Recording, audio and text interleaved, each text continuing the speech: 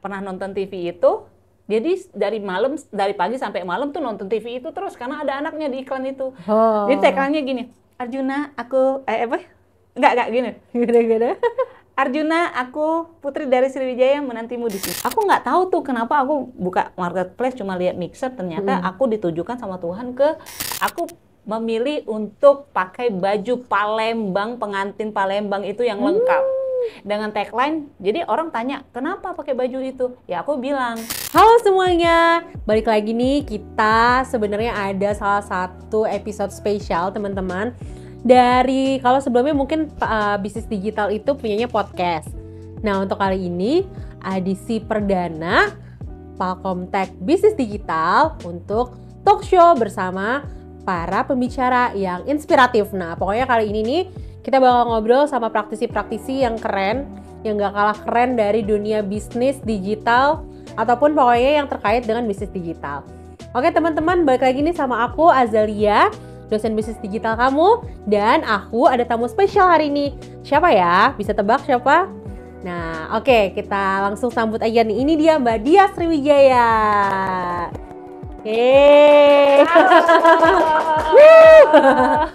Oke. Nah, teman-teman, Mbak Dia ini siapa sih sebenarnya? Kita mungkin mukanya mirip-mirip kayak artis nggak sih? Kayaknya kalau aku waktu pertama kali ketemu nih, Mbak, ngeliatnya kayak artis deh, kayaknya apa? Adiknya Hana Al Rashid nih, tau nggak Mbak yang itu?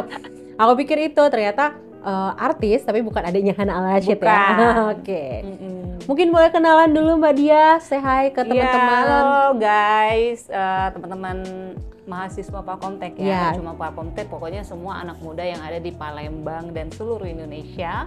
Kenalin, aku Dia Sriwijaya, aku sebenarnya asalnya dari Palembang tapi pernah berkarya di Jakarta, seperti itu. Dan saat ini aku udah nggak meluti di dunia TV, tapi aku masih dibikin konten edukasi hukum karena aku memang sudah jadi advokat, terus juga aku punya bisnis kue seperti yang di depan. Oke, wah iya ya, kita gitu. bahas bisnis kue ya nih, yang di depan nih kue hasil bisnisnya Mbak Dia ya. Iya. Oke.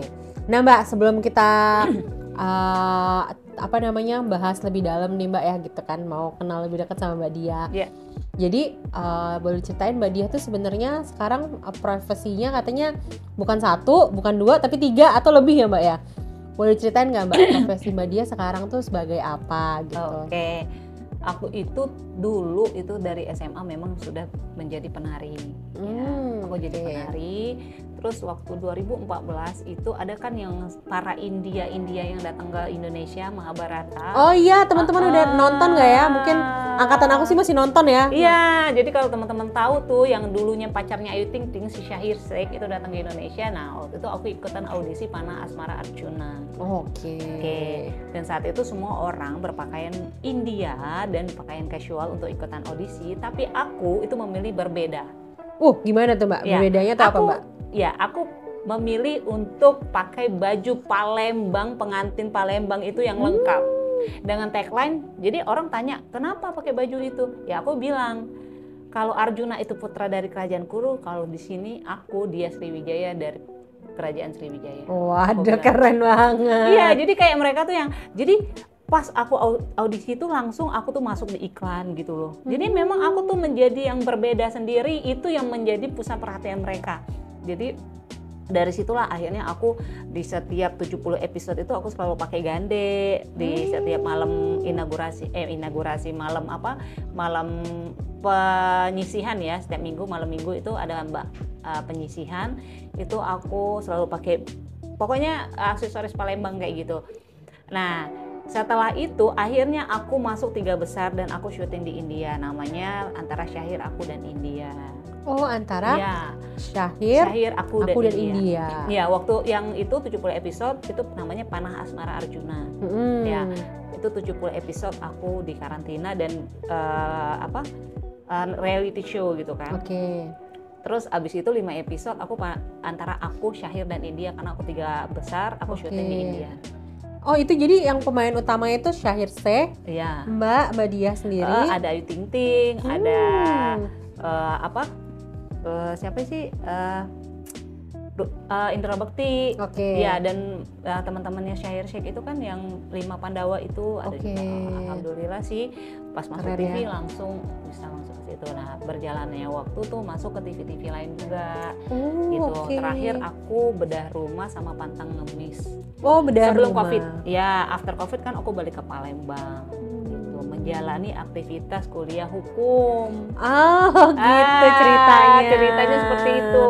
Kenapa aku masuk ke hukum, dari entertain kok ke hukum? Nah, jadi ada story-nya lagi. Oke. Oke, nggak apa-apa ya aku cerita Nggak ya apa-apa, sampai jadi akhir ya. biar kita bisa Jadi ada kenal story-nya lebih dekat. lagi ya. Jadi aku tuh sebenarnya pengennya maksudnya yang kayak ke broadcasting atau karena aku nge-MC juga kan. Aku nge-MC terus aku kayak yang kayaknya aku ikutan ini aja deh, hubungan internasional atau apa gitu kan. Terus aku ketemu sama dosen di Unsri, dia bilang kamu kan udah pintar ngomong tuh, ngapain lagi kamu ikut-ikutan kayak gitu, mending kamu ikut ke hukum, jadi bahas ucapan kamu itu memang punya bobot katanya gitu. Jadi kamu nggak cuma pintar ngomong tapi kamu memang punya isi, dia bilang gitu. Jadi omongan kamu tuh memang punya dasar, yaitu undang-undang dan lainnya. gitu. Nah, setelah itu corona kan. Nah, corona itu kan dunia entertain nggak jalan ya kan. Terus aku juga masih kuliah. Jadi kayak masih yang struggle lah pokoknya, yang kok bisa kayak gini gitu kan. Nah, akhirnya kan aku lihat orang-orang kok jual makanan semua ya. Nah, aku mencobalah waktu itu hanya brownies. Waktu itu nggak ada produk brownies. Bikin brownies, akhirnya aku bikin terus orang ngomong, itu kan mau bulan puasa kan, coba deh bikin kue kering. Alhamdulillah tuh aku bikin kue kering. Ini ya. Oh iya, di 2021 tuh, 2020 aku udah mulai, tapi 2021 aku udah mulai ini. 2021, 2022 tuh mulai jalan, 2023 naik banget kuenya. Itu aku hampir 1000 toples. Wah, 1000 toples, Iya, wah gila keren. sampai 800-900 toples kayak gitu. Terus 2024 aku juga hampir juga segitu, 900-an gitu, pokoknya di bawah 1000. Seperti itu ceritanya Mbak Azel. Nah, lalu alhamdulillah di tahun ini aku ditemukan dengan Mbak Azel untuk iya, dengan Pak Komtek ya Mbak ya. Iya, untuk dibantu branding kue aku gitu ceritanya. Nah ya, informasi lagi bahwa aku sekarang lagi menjalani lanjutan kuliah S2 hukum bisnis. Wah, aktif, edukatif. Kalau kata apa Mbak ya? Kalau kata beauty pageant tuh 3B-nya tuh ada semua kayak Mbak Dia. Beauty-nya ada ya teman-teman ya kayaknya. Brainy apalagi behavior-nya kelihatan gitu. Oh, thank you. Bener. Oke, wah berarti Mbak ya kalau misalnya kita ngomongin skill, kalau aku runut ke belakang Mbak Dia cerita tadi dari awal suka seni dulu, nari. Terus gitu Mbak punya skill untuk syuting, acting Mbak ya. Terus lagi tadi dari segi hukum Mbak ya bisa Mbak paham juga, dan terakhir ada segi entrepreneur Mbak ya. Mungkin yang jadi serunya Mbak gitu kan, nanti kita coba cari benang-benang merahnya nih. Aku yang penasaran dulu, tadi kan dari segi ini Mbak pernah tampil, artinya kan Mbak sebagai influencer juga kan, mungkin orang udah banyak kenal. Itu ada nggak Mbak kaitannya kalau sama Mbak kan bangun bisnis kemarin? Itu berdampak deh buat bisnis salah satunya gitu.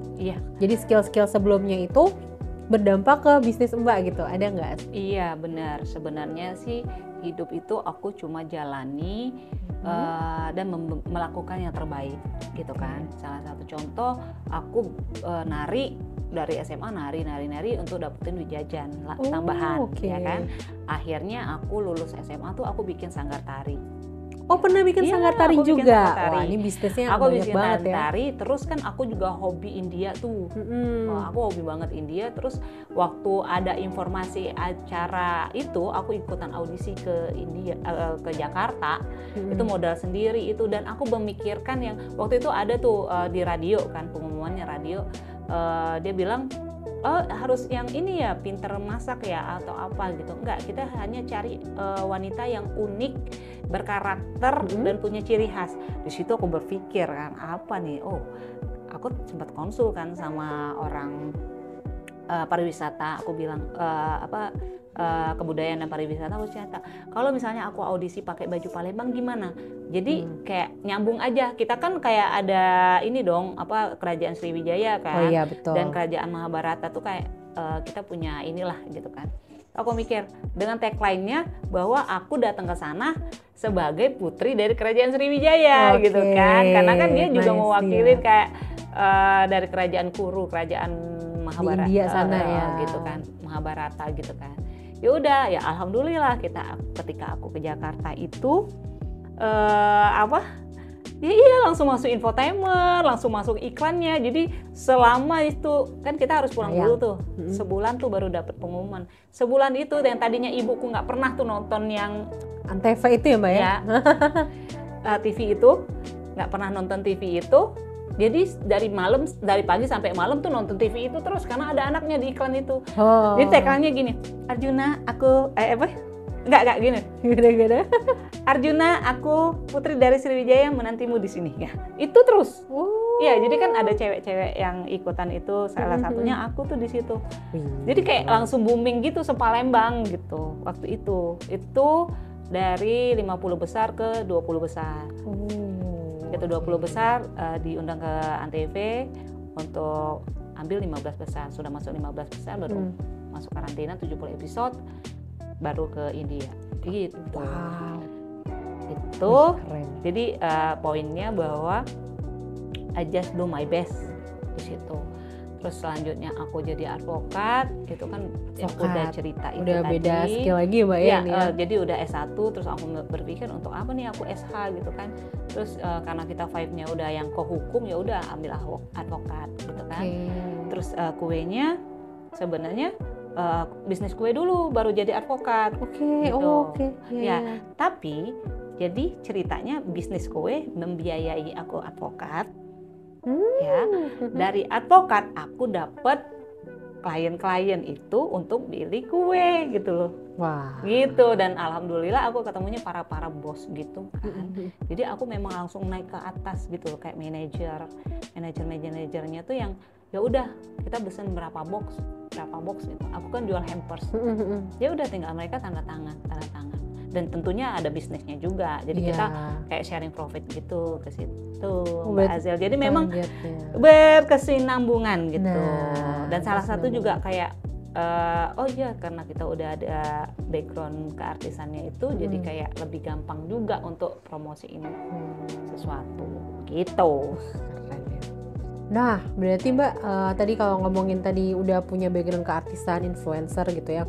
Jadi mungkin kan teman-teman yang lain ada yang masih penasaran nih Mbak ya. Kalau influencer kan gunanya buat apa sih gitu. Kalau aku mau jadi pengusaha, ngapain aku jadi influencer? Tapi ternyata itu ngebantu ya Mbak ya. Ngebantu. Karena Mbak punya audiens, punya relasi gitu ya. Iya. Ngebantu buat ngembangin si bisnis Mbak ini gitu. Benar. Tapi sebenarnya Mbak Azel kadang mungkin juga ada teman-teman yang Mbak mah enak, cantik. Mbak mah rezekinya lebih oke lah, lebih gampang. Atau Mbak mah udah jadi artis, gampang. Atau Mbak kan udah jadi advokat. Atau ini, ya maksudnya gini. Mungkin anak-anak muda akan berpikir bahwa aku sudah menjadi seperti ini. Tapi aku pun seumuran kalian juga masih meraba dulu. Ya kan? Iya dong, aku meraba yang cuma jadi penari, terus aku jadi instruktur senam gitu-gitu kan, yang cuman ya udah aku cuma sekedar itu gitu loh. Aku tidak pernah tahu aku akan menjadi advokat, aku punya usaha. Tapi I do my best gitu loh. Jadi kayak yang pertama itu kan aku nari, terus aku masuk entertain kan karena aku melakukan yang terbaik, ya kan. Akhirnya aku kayak punya ciri khas dan aku masuk. Terus kenapa aku masuk kuliah? Tadinya tuh aku jadi gini Mbak Azel, aku tuh kuliah 10 tahun pasca SMA. Aku lulus 2008. Kerja dulu ya. 2008 aku lulus, aku entertain tadi di dunia entertain. Akhirnya aku tuh di hire sama ConocoPhillips. Kalau kalian tahu ConocoPhillips itu perusahaan oil and gas. Perusahaan minyak yang orang mau kerja tuh ngantri panjang, aku tuh kayak mau di hire gitu loh sama mereka. Iya, salah satunya itu karena mereka meminta untuk yang good looking, pintar komunikasi gitu kan, bisa bahasa Inggris. Nah, tapi itu aku nggak punya ijazah. Dari situ ya. Dari situlah aku mau kuliah. Ternyata memang benar skill apapun kita ya tetap pendidikan harus diutamakan. Nah setelah S1 kayak jadi pengen kuliah lagi gitu, makanya ambil S2 gitu. Berarti ini poinnya nih Mbak ya buat teman-teman yang di rumah ya. Mau gimana, kan banyak juga mikir nggak perlu lah kuliah ya gitu, pendidikan buat apa. Iya. Tapi ternyata dengan Mbak Diah udah punya pengalaman ke belakang, mungkin udah cukup settle dengan posisinya gitu Mbak ya. Masih butuh ya Mbak pendidikan itu? Masih butuh. Selembar kertas itu masih butuh. Betul. Gitu. Itu guys ya. Ya jadi biar semangat kuliah nih Mbak ya. Memang perlu. Memang sih di perjalanan aku juga, apalagi kita COVID cuma Zoom meeting apa segala macam waktu itu. Memang dibutuhkan, dan juga saat aku bikin kue ini gitu kan, balik lagi I do my best. Jadi memang aku bikin kue yang enak dengan kualitas yang baik gitu, dan harga memang sesuai dengan kualitas gitu. Karena aku mencari profit, bukan mencari nama atau mencari customer, enggak. Aku memang mencari profit, jadi aku memang melakukan yang terbaik, kue aku yang terbaik, rasanya enak. Packagingnya juga Mbak Azel udah pernah lihat kan, packaging hampers aku pun yang baik banget menurut aku, cantik-cantik. Jadi aku bisa pasarkan ke yang memang menengah ke atas gitu. Makanya balik lagi I do my best every day gitu. I do my best everything. Aku lakukan yang terbaik untuk diri aku gitu. Untuk bisnis aku. Untuk pendidikan, untuk skill lainnya ya Mbak ya. Gitu. Nah ini mungkin tadi kita nyebut kuenya nih Mbak Diah. Ini nama brandnya apa sih Mbak? Boleh biar kenalan. Iya sebenarnya tadi tuh aku tuh kayak cuman bawa kue aja sih ya, nggak yang prepare untuk di spill di sini, makanya nggak pakai stiker. Nah sebenarnya nama cake aku nih Juada Cake and Cookies. Oke, Juada Cake and Cookies. Iya, Juada Cake and Cookies. Ada yang pernah dengar nama Juada? Aku pernah. Juada itu nama artinya Melayu. Apa? Oh, bahasa Melayu Mbak ya. Melayu. Jadi kalau orang-orang dulu kalau misalnya Juada itu kan kue, ada Juada tuh yang kue ketan gitu kan. Kalau di Jawa kue ketan. Iya. Kalau di Palembang di dusun-dusun gitu kan kayak Juada ya nama kue, ada Juada kering, ada Juada basah, gitu kan bahasa mereka. Tapi ditarik lagi dari Wikipedia bahwa Juada itu memang nama kue dalam bahasa Melayu. Gitu. Jadi biar kayak Juada. Ingat aja sama orang, Juada gitu. Itu tadi branding itu diutamakan.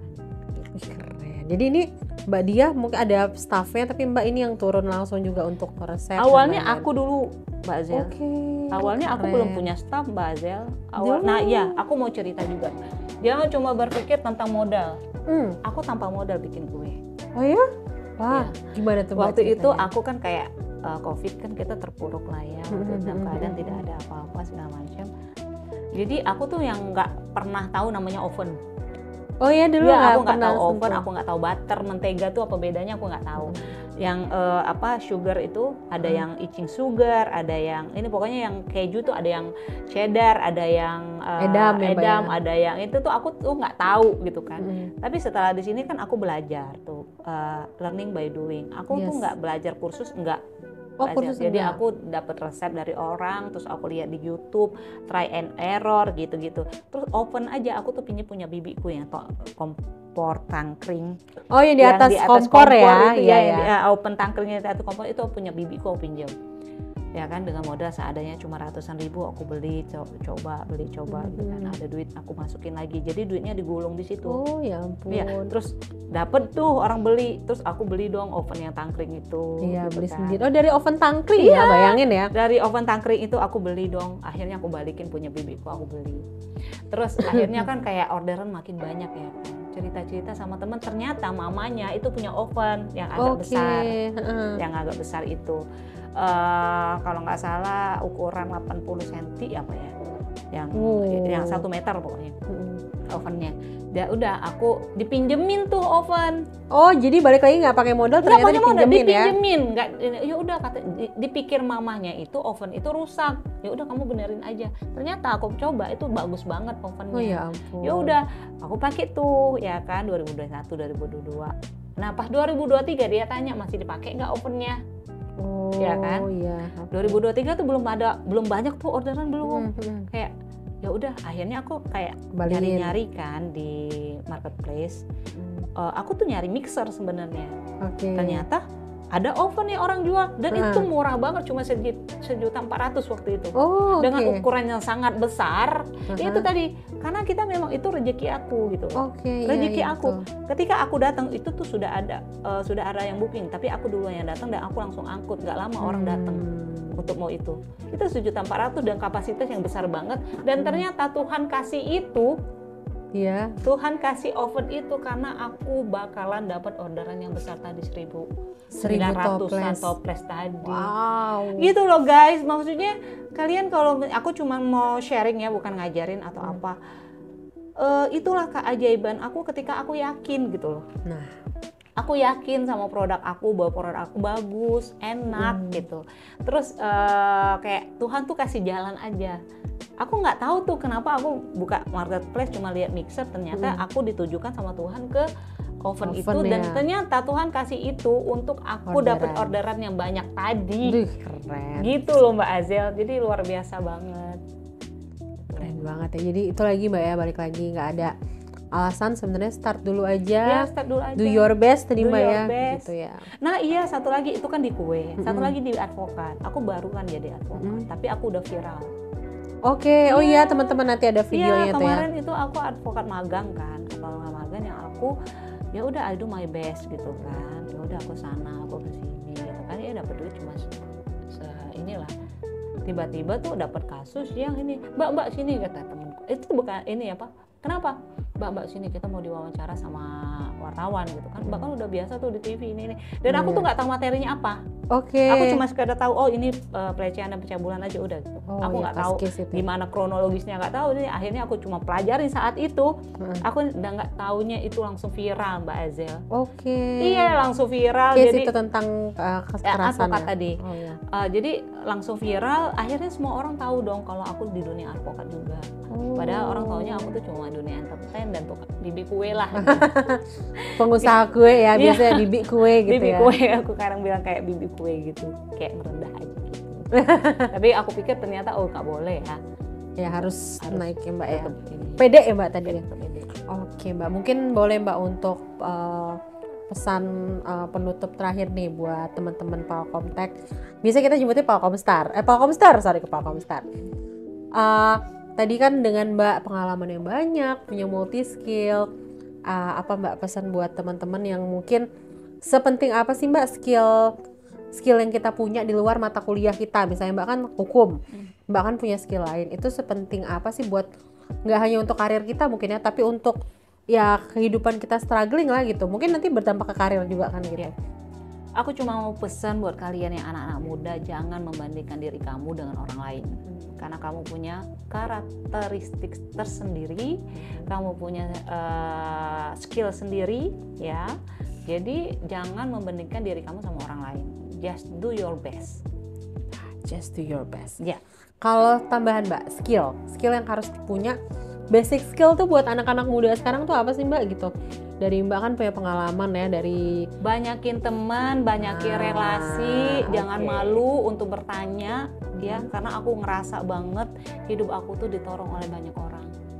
Ya, jadi kalau misalnya kita cuma ngerasa malu atau apa itu nggak ini banget. Jadi jangan malu untuk minta tolong, misalnya sama orang yang lebih tua atau Pak Bu boleh nggak minta tolong kayak gini, Bu boleh nggak saya tolongin atau apa gitu.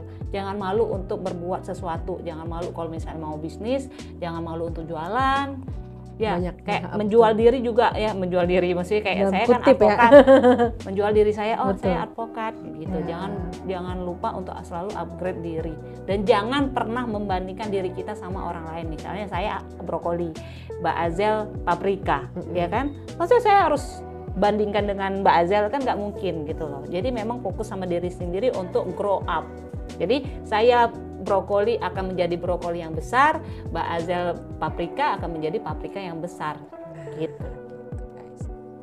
Wah seru banget ya teman-teman. Boleh dong kasih tepuk tangan dulu nih di studio nih. Thank you. Oke. Wah keren banget ya Mbak Adia ya. Mungkin mudah-mudahan video kali ini di talk show kita kali ini mungkin sebenarnya kalau di TV lebih panjang Mbak ya. Panjang. Mungkin seru nanti siapa tahu ada episode selanjutnya nih kita sama Mbak Dia ya gitu. Terima kasih sudah menginspirasi teman-teman semuanya Sama-sama, Mbak Dia udah thank datang you. ke Makasih Palkomtek. semuanya. Dan itu kali ya, mungkin teman-teman stay inspired ya teman-teman. Dari manapun nih kita mungkin banyak di Palkomtek kan juga membuat teman-teman untuk bisa banyak skill. Dari kalau kayak Mbak Dia itu kenapa bisa banyak usahanya, banyak profesinya, itu karena dia punya menguasai banyak skill. Dan tadi jangan lupa do your best ya Mbak Dia ya. Dan pesan-pesan tadi teman-teman, ini mungkin nggak didapat di kelas Mbak Dia. Kalau di kelas kita Nanti saya masuk jadi dosen. boleh nanti.